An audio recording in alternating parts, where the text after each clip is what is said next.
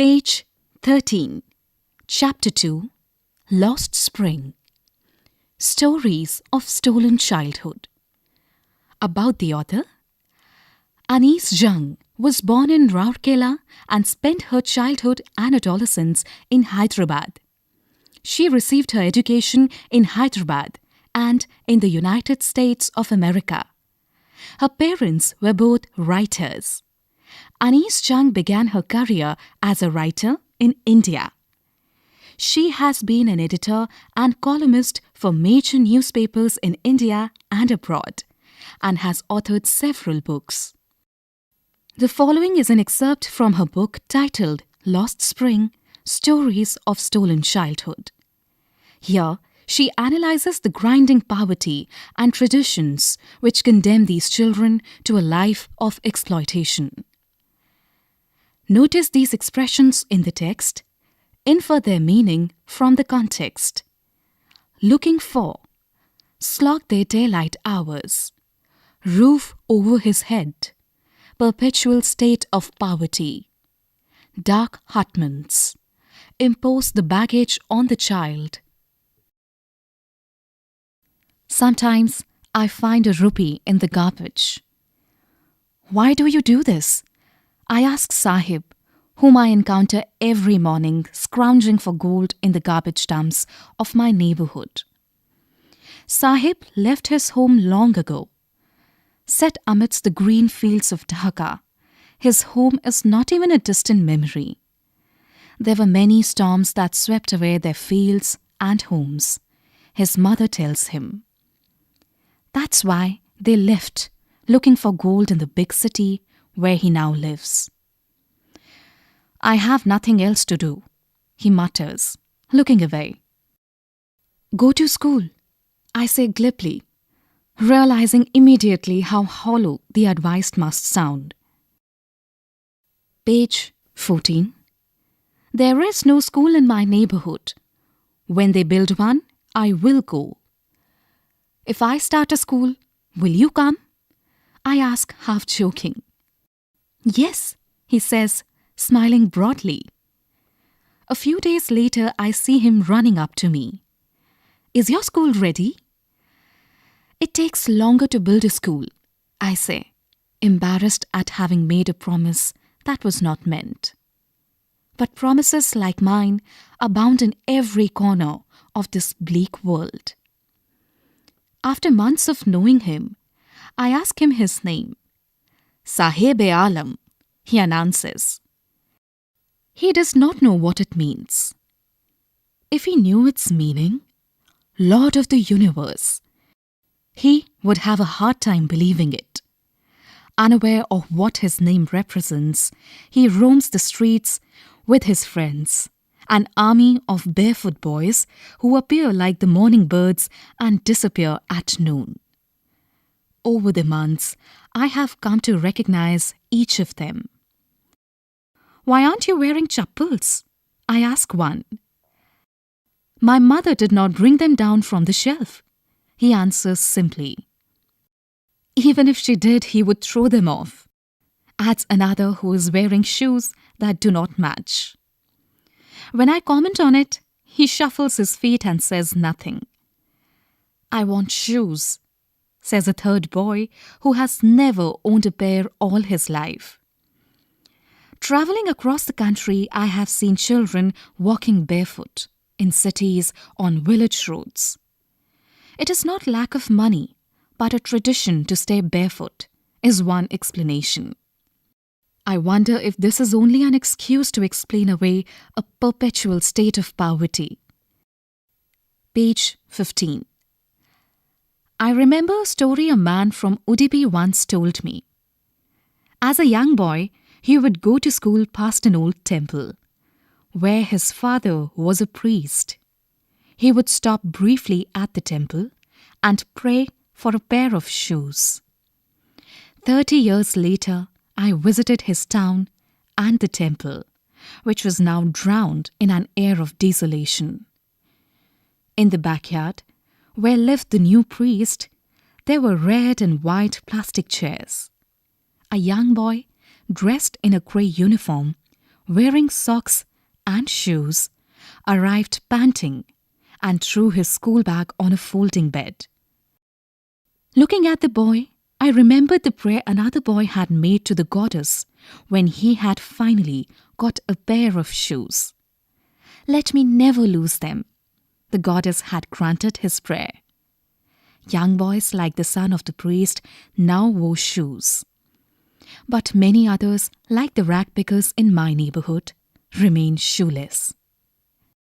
My acquaintance with the barefoot rag pickers leads me to Simapuri, a place on the periphery of Delhi, yet miles away from it, metaphorically. Those who live here are squatters who came from Bangladesh back in 1971. Sahib's family is among them. Simapuri was then a wilderness. It still is, but it is no longer empty. In structures of mud with roofs of tin and tarpaulin, devoid of sewage, drainage or running water, live 10,000 rag pickers. They have lived here for more than 30 years without an identity, without permits, but with ration cards that get their names on voters' list and enable them to buy grain. Food is more important for survival than an identity. If at the end of the day we can feed our families and go to bed without an aching stomach, we would rather live here than in fields that gave us no grain. Say a group of women in tattered saris, when I asked them why they left their beautiful land of green fields and rivers.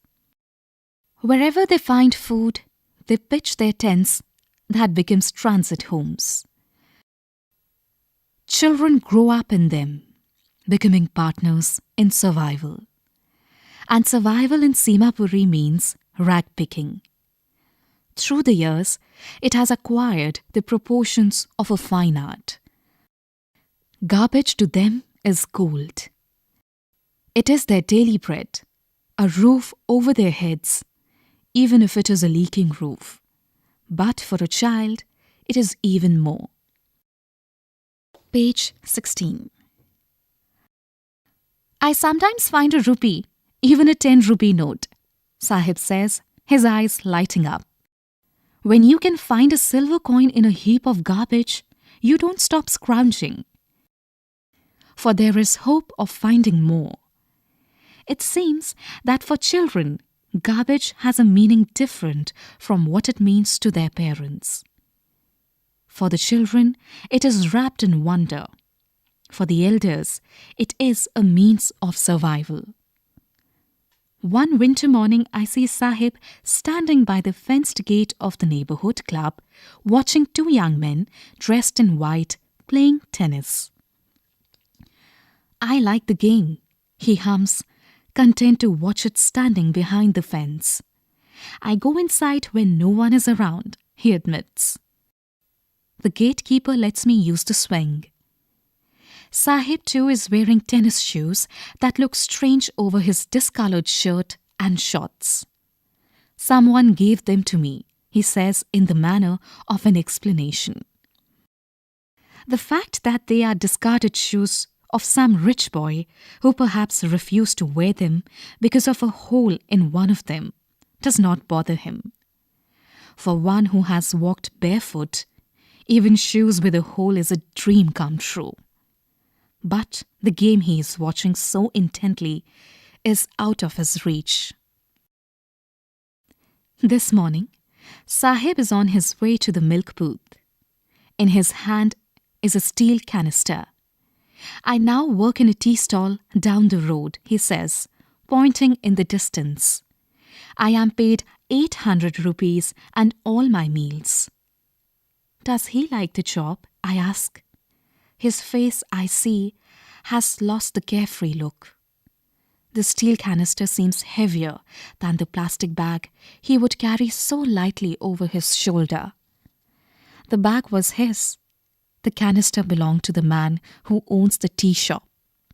Sahib is no longer his own master. Page 17. Think as you read. 1. What is Sahib looking for in the garbage dumps? Where is he and where has he come from? 2. What explanation does the author offer for the children not wearing footwear? 3. Is Sahib happy working at the tea stall? Explain. I want to drive a car. Mukesh insists on being his own master. I will be a motor mechanic, he announces. Do you know anything about cars? I ask. I will learn to drive a car, he answers, looking straight into my eyes. His dream looms like a mirage amidst the dust of streets that fill his own town, Firozabad, famous for its bangles. Every other family in Firozabad is engaged in making bangles. It is the center of India's glassblowing industry, where families have spent generations working around furnaces, wielding glass, making bangles for all the women in the land, it seems. Mukesh's family is among them. None of them know that it is illegal for children like him to work in the glass furnaces with high temperatures, in dingy cells without air and light, that the law, if enforced, could get him and all those 20,000 children out of the hot furnaces where they slog their daylight hours, often losing the brightness of their eyes. Mukesh's eyes beam as he volunteers to take me home, which he proudly says is being rebuilt. We walk down stinking lanes choked with garbage, past homes that remain hovels with crumbling walls, wobbly doors, no windows, crowded with families of humans and animals coexisting in a primeval state. He stops at the door of one such house, bangs a wobbly iron door with his foot and pushes it open. We enter a half-built shack. In one part of it, thatched with dead grass, is a firewood stove over which sits a large vessel of sizzling spinach leaves. On the ground, in large aluminium platters, are more chopped vegetables. A frail young woman is cooking the evening meal for the whole family. Through eyes filled with smoke, she smiles. She is the wife of Mukesh's elder brother. Page 18. Not much older in years, she has begun to command respect as the Bahu, the daughter-in-law of the house, already in charge of 3 men, her husband, Mukesh, and their father. When the older man enters, she gently withdraws behind the broken wall and brings her veil closer to her face. As custom demands, daughters-in-law must veil their faces before male elders. In this case, the elder is an impoverished bangle maker. Despite long years of hard labor, first as a tailor, then as a bangle maker, he has failed to renovate a house, send his 2 sons to school. All he has managed to do is teach them what he knows, the art of making bangles. It is his karam, his destiny, says Mukesh's grandmother, who has watched her own husband go blind with the dust from polishing the glass of bangles. Can a God-given lineage ever be broken? She implies. Born in the caste of bangle makers, they have seen nothing but bangles. In the house, in the yard, in every other house, every other yard, every street in Firozabad. Spirals of bangles, sunny gold, paddy green, royal blue, pink, purple, every color born out of the 7 colors of the rainbow. Lie in mounds in unkempt yards, are piled on 4-wheeled handcarts, pushed by young men along the narrow lanes of the shanty town. And in dark hutments, next to lines of flames of flickering oil lamps, sit boys and girls with their fathers and mothers, wielding pieces of coloured glass into circles of bangles. Their eyes are more adjusted to the dark than to the light outside. That is why they often end up losing their eyesight before they become adults. Savita, a young girl in a drab pink dress, sits alongside an elderly woman, soldering pieces of glass.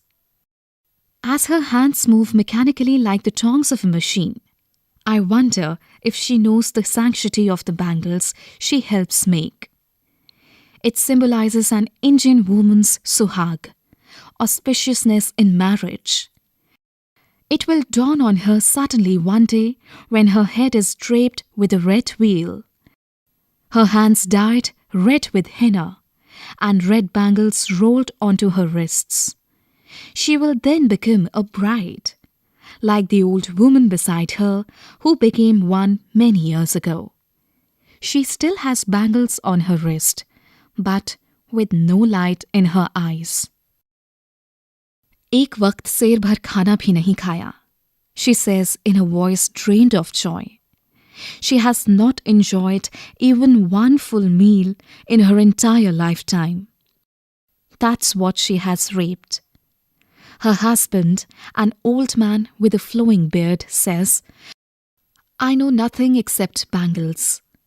All I have done is making a house for the family to live in. Page 19.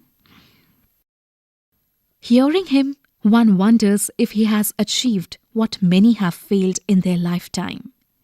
He has a roof over his head. The cry of not having money to do anything except carry on the business of making bangles, not even enough to eat, rings in every home. The young men echo the lament of their elders. Little has moved with time, it seems, in Firozabad. Years of mind-numbing toil have killed all initiative and the ability to dream. Why not organize yourselves into a cooperative? I ask a group of young men who have fallen into the vicious circle of middlemen who trap their fathers and their forefathers. Even if we get organized, we are the ones who will be hauled up by the police, beaten and dragged to jail for doing something illegal, they say. There is no leader among them. No one who could help them see things differently. Their fathers are as tired as they are. They talk endlessly in a spiral that moves from poverty to apathy to greed and to injustice. Listening to them, I see two distinct worlds. One of the family caught in a web of poverty, burdened by the stigma of caste in which they are born. Page 20. The other, a vicious circle of the sahukars, the middlemen, the policemen, the keepers of law, the bureaucrats, and the politicians.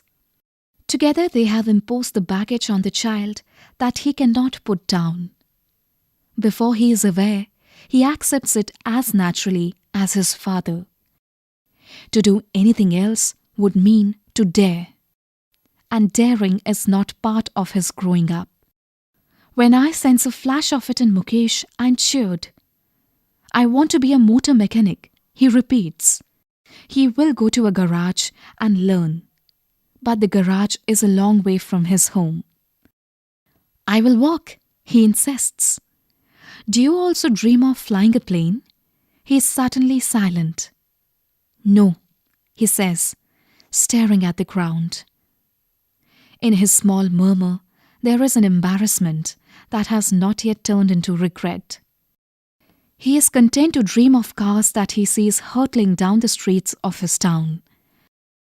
Few airplanes fly over Firozabad.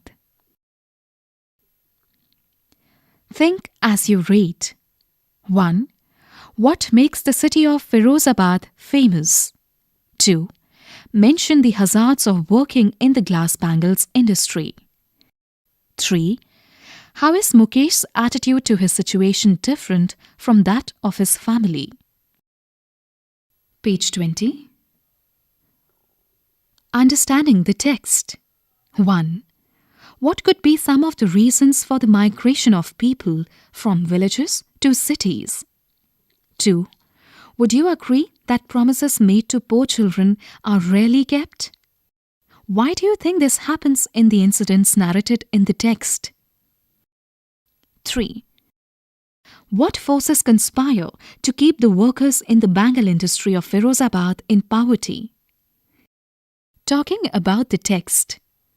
1. How, in your opinion, can Mukesh realize his dream? 2. Mention the hazards of working in the glass bangles industry. 3. Why should child labour be eliminated and how? Page 21. Thinking about language. Although this text speaks of factual events and situations of misery, it transforms these situations with an almost poetical prose into a literary experience. How does it do so? Here are some literary devices. Hyperbole. Hyperbole is a way of speaking or writing that makes something sound better or more exciting than it really is. For example, garbage to them is gold. A metaphor. A metaphor, as you may know, compares two things or ideas that are not very similar. A metaphor describes a thing in terms of a single quality or feature of some other thing. We can say that a metaphor transfers a quality of one thing to another. For example, the road was a ribbon of light. Simile is a word or phrase that compares one thing with another using the words like or as. For example, as white as snow. Carefully read the following phrases and sentences taken from the text. Can you identify the literary device in each example? 1. Sahib-e-Alam, which means the Lord of the universe, is directly in contrast to what Sahib is in reality. 2. Drowned in an air of desolation. 3. Simapuri, a place on the periphery of Delhi, yet miles away from it, metaphorically. 4. For the children, it is wrapped in wonder. For the elders, it is a means of survival. 5. As her hands moved mechanically like the tongs of a machine, I wonder if she knows the sanctity of the bangles she helps make. 6. She still has bangles on her wrist, but not light in her eyes. 7. Few airplanes fly over Firozabad. 8. Web of poverty. 9. Scrounging for gold. 10. And survival in Simapuri means rag picking. Through the years, it has acquired the proportions of a fine art. 11. The steel canister seems heavier than the plastic bag he would carry so lightly over his shoulders. Page 22. Things to do. The beauty of the glass bangles of Firozabad contrasts with the misery of people who produce them. This paradox is also found in some other situations. For example, those who work in gold and diamond mines or carpet weaving factories and the products of their labor, the lives of construction workers, and the buildings they build. Look around and find examples of such paradoxes. Write a paragraph of about 200 to 250 words on any of them. You can start by making notes. Here is an example of how one such paragraph may begin. You never see the poor in this town. By day they toil, working cranes and earth movers, squirreling deep into the hot sand to lay the foundations of Rome. By night they are banished to bleak labor camps at the outskirts of the city. About the unit. Theme: the plight of street children forced into labor early in life and denied the opportunity of schooling. Subtheme: the callousness of society and the political class to the sufferings of the poor. Comprehension: factual understanding and responding with sensitivity. Thinking on socio-economic issues as a takeoff from the text. Talking about the text. Fluency development. Social awareness. Discussion on. Social awareness discussion on. The dreams of the poor and the reality. Problems of child labor. Thinking about language. Focus on the use of figures of speech in writing. Things to do. Observation of the paradoxes in the society we live in. Writing, note-making and reporting.